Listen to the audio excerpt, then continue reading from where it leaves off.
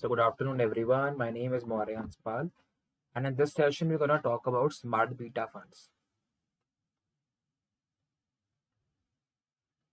Smart beta funds. It's a new type which is emerging in the markets. So firstly, before understanding smart beta funds, let's try to understand what do we mean by beta and why it is smart here. Beta is a measure of the systematic risk of a company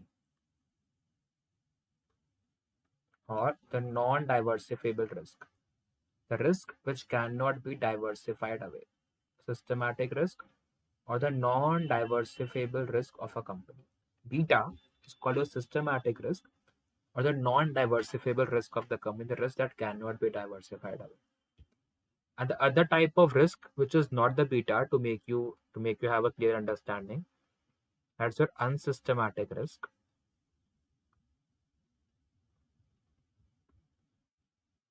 It is also called your diversifiable risk.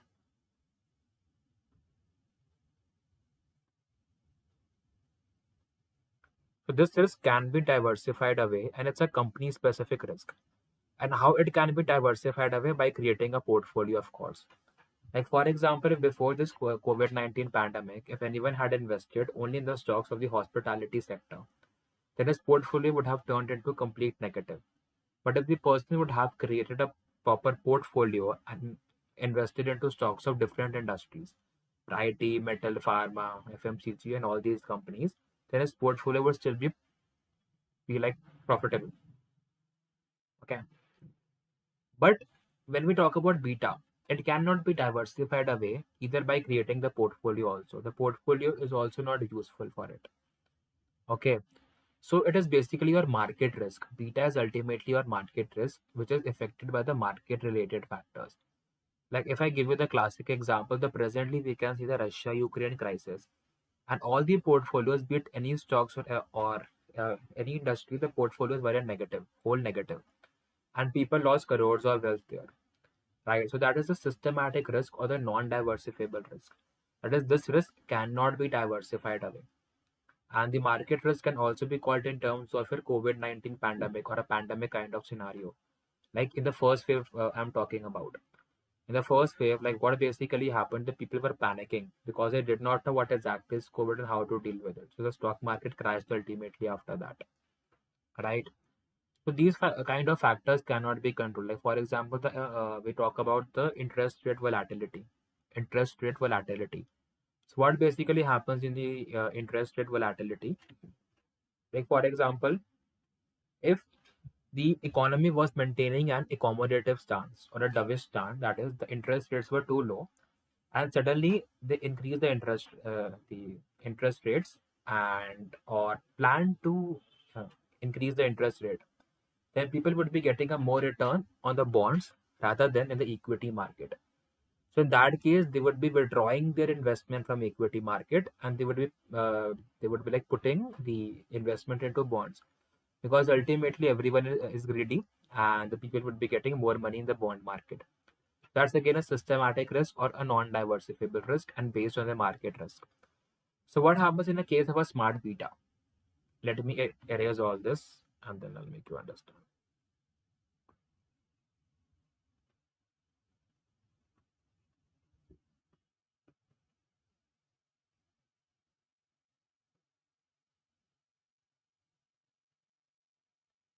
Yeah.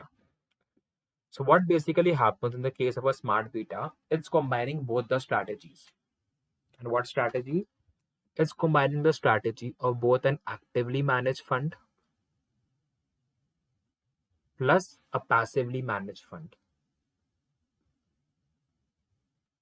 An actively managed fund and passively managed fund को combine करता है, which is also called an index fund strategy. Okay, so basically it is combining both the actively managed fund and the passively managed fund. So what are actively managed fund? By the actively management fund, I mean which have the target of beating the benchmark. And the passively managed funds are those, and we also call them as index funds. It means they have no target to beat the benchmark, they'll just copy the benchmark. Like for example, if we talk about in India, the benchmark can be Sensex or Nifty. If I talk about US, the benchmark can be NYSE, Dow Jones, S&P, Nasdaq, right? So in case of passive funds, they're just kind of replicating the index, and they'll have the same amount of stocks, like same number of stocks and type of companies. The kind of the amount can differ because ultimately people would be contributing different amounts. So like for example, if in India, if I talk about particularly, if Nifty gives a rate of return of 15%, then the passively managed fund would also give a rate of return of 15%. Whereas in reality, the return is not 15%, it tends to be like 14.98 or 14.80 on the basis of the expense ratio. But in the case of the actively managed fund, they try to beat the index. That is, if Nifty is giving you a rate of return of 15%, they'll try to give you the return, like the rate of return, at least more than 15%. But the history is showing nowadays that really the active managed funds are able to beat the passively managed funds. And also, like, if they beat the passively managed fund, the proportion by which they beat is very less.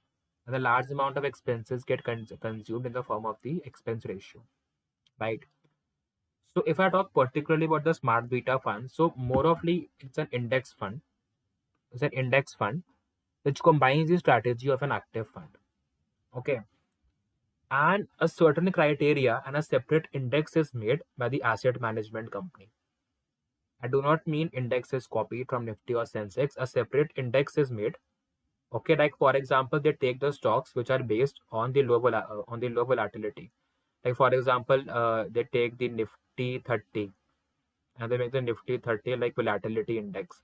It means all the stocks which are the most volatile in Nifty 30 or in Nifty 50. Out of that, they'll take 30 most volatile stocks, and they'll make a portfolio out of that, and then they would track it. So that is on the basis of the volatility. Now they can make it on the basis of the momentum as well. And what do we mean by momentum? Like for example, if we can see that from a past particular periods of times, days or months, a particular stock has been rising. Okay, so we can assume that the momentum is a bullish trend. Okay, because the prices are rising. If on the other hand we can see the prices are falling, we can see it's a bearish trend because here the prices have been falling. So preparing a portfolio on the basis of such momentum, like top 30 stocks or top 50 stocks can be taken for that. Then they can have quality of stocks, quality or value stocks. It means like picking up those stocks which the market has not yet recognized or market has not yet talked about, and picking those stocks and like investing into those stocks. Maybe the undervalued companies are basically the quality companies. So you can have the volatility, like, and they can be based on momentum, it can be based on quality or value, and some new factors can also come into place. Okay. So basically, when we talk about a smart beta fund, it is more towards an index fund or a passively managed fund, but it's having a smart beta. That's a smart strategy. And why smart beta we're talking about? Because we are adding beta like very smartly here. Because it was a purely index fund, a purely passively managed fund. And now we have added here the ingredient of beta. And when we add the ingredient of beta, it becomes a risky one because we have now added the risk of the market, right? So a smaller part of the actively managed fund is included into the passively managed fund, and the smart beta funds are created. And then we have the certain strategies to follow within it. A separate index is created by the asset management company. That index can be based on the volatility. The index can be based on momentum. The index can be based on quality or value, or they can be based on any other factors as being mentioned by the asset management company. Okay. So like these new funds are emerging one. Like if we talk about the volatility, like taking the top 30 most volatile stocks from Nifty 50. Talking about the momentum, the stocks that have the maximum momentum from the top Sensex, from the top 30 stocks of Sensex, or like Nifty stocks having the most momentum can be taken here. The quality stocks having the most value, the quality companies can be taken here. So all these strategies can be followed by the companies. Okay. So that was all about the smart beta funds. I'll see you in the next